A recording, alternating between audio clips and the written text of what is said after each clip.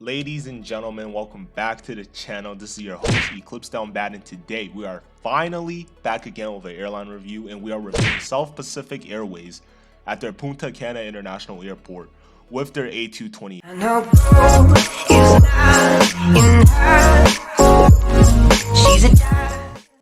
Just for anyone wondering, this is a voiceover instead of my typical live review and reaction, just because I don't have as much time now to edit. So from this point onwards, most of my airline reviews will be edited like this. So I really hope y'all don't mind the switch up in my reviews. But you know what? Let's stop the chit chat and continue the review. So right off the bat, the exterior of this airport is really unique. It combines modern and rustic aesthetics. And also the entire layout of the airport from the outside also seems very unique. There's also a subtle amount of details in the outside area that just gives off a nice vibe when you first join the server. So I really appreciate that. But before we continue the airline review and check out the rest of the airport, please consider hitting the like and subscribe button to be part of the Eclipse fam on YouTube. You know what I'm saying. So without further ado, let's continue the review. The interior of the airport also seems to carry the unique aesthetics of the exterior with the modern rustic details, and it's honestly a combination that works really well. There's also a miles shop, and I highly recommend most airlines to do something similar to this. Basically, just hand out miles or points for your passengers whenever they attend a flight so they could buy upgraded seats or perks without the need of buying Robux, since some people just can't buy Robux or don't feel like buying it, you know. The self check-in machine was also very well made and very smooth, just like the rest of the check-in area. I also got a free upgrade on this flight, so shout out to South Pacific Airways for giving your boy a free seat upgrade, because I'm still fucking hella broke, alright? Even though we have an upgraded ticket that allows us to skip security, we are just gonna go back and check it out. Because if I remember correctly, the entire security area was amazing and well made. All the tech worked properly, and the spinning logo thingy that you guys see in the video was a fantastic touch that added detail to this section of the airport that would usually be very bland. And this upcoming section is insane. Like bro, the hallway section is legit just candy for the eyes, no cap. During the actual review, I was just baffled by this section. Like the changing color of the waterfall in the actual hallway, it was like a nightclub, bro, no cap. I felt like some minor details would still be appreciated, like potted plants or some garbage cans in the area to fill up the space, but like this is definitely a highlight already of the review. Sadly, we had to move on from this area into the main section of the airport, and the rest of the airport did not disappoint at all, as you guys can see later.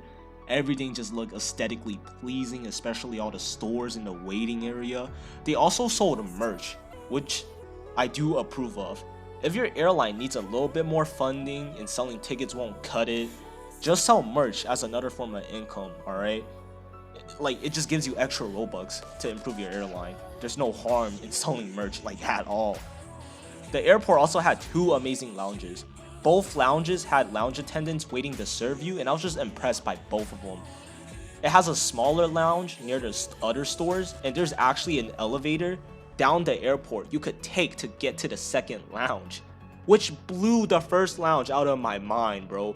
Like, I'm not saying the first lounge is trash, because it's amazing, but the second one was just on the next level. Like, that's just it. End of the story. The second lounge legit had everything. You had like a full-size bar down there. You had an entertainment area that was like a level lower than the actual lounge. And like, it had all different types of unique details that just caught my attention the entire time. The airport was also like just extremely well built from the exterior to every nook and cranny in the interior. And that is just amazing. Because most of the time, an airport usually excels in only the exterior or interior. But this airport does both very well.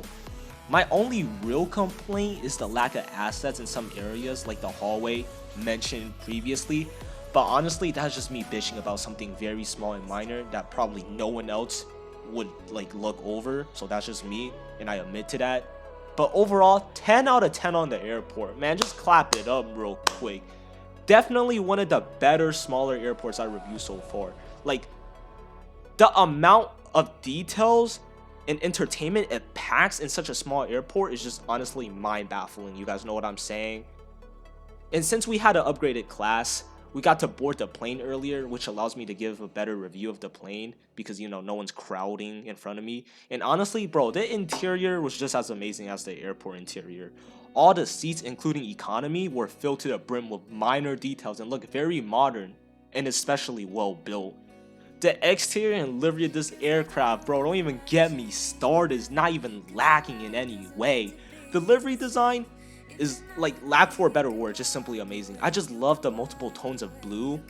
If you guys can't tell, blue and teal is like, my favorite color. So, I might be biased right here, but like what I'm saying is that like the multiple tones of blue have like such amazing synchronization, which flows from the nose of the plane all the way to the tail. And speaking of the tail, bro, the design on the tail is just on point. This is like an easy 10 out of 10 for the plane, no debate. It's not lacking. It has a good interior, well-made interior at that, and it had an amazing exterior design and livery design.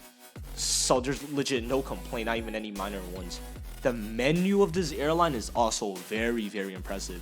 It has a well-made UI with an organized and clean layout. Like everything was in its own section, and there are plenty of options on this menu, bro. This one tiny menu be packing everything, bro.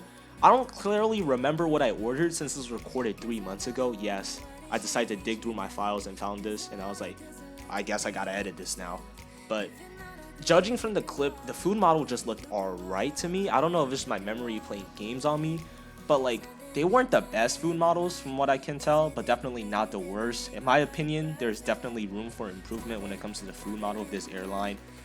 The IFE of this airline was just also alright in my opinion. It's very common. It has everything you want on the IFE and nothing more, so I guess there's really not much you can complain. Overall, I feel like this airline deserves a 9 out of 10 from this specific flight. It was just honestly very enjoyable, and it was very, very refreshing. Like, I saw a bunch of unique designs from both the airport and the aircraft. Both the airport and the aircraft had amazing interiors and exteriors, especially the livery of the aircraft in the lounges, hallways, and security section of the airport. Those were honestly mind-baffling. This, like, you could take something really basic, like the lounge, hallway, and security section, and make them next level just by putting in effort, by putting in tech, by putting in details. And this is like, also another thing that I forgot to mention earlier, is that bigger airports usually do not mean better. I hate when people think that. They're like, oh, you have this airline has a tiny airport, it's bad. No. I could give a shit less about how big an airport is or how small an airport is. As long as you put in the details and effort, bro, I'd rather take a small airport like this that's packed to the brim with detail than like a big airport that has like nothing in it. That's just the honest truth for me at least. And the staff was also very professional and efficient. If memory served me correctly, this flight only took like 40 minutes or so, which isn't bad at all. The final destination of this flight also included a decent airport, and they also had Corvettes for us to whip around in, you know what I'm saying? Overall, it was just a very enjoyable experience, and I do highly encourage all of y'all to check it out. Links to the airline and my Discord server will be listed down in the description. And thank you guys for watching my video, especially if you watched until the very end. Bro, I love all of you guys, no cap. So until next time, this is your host Eclipse Down Bad, and I'm out. Peace.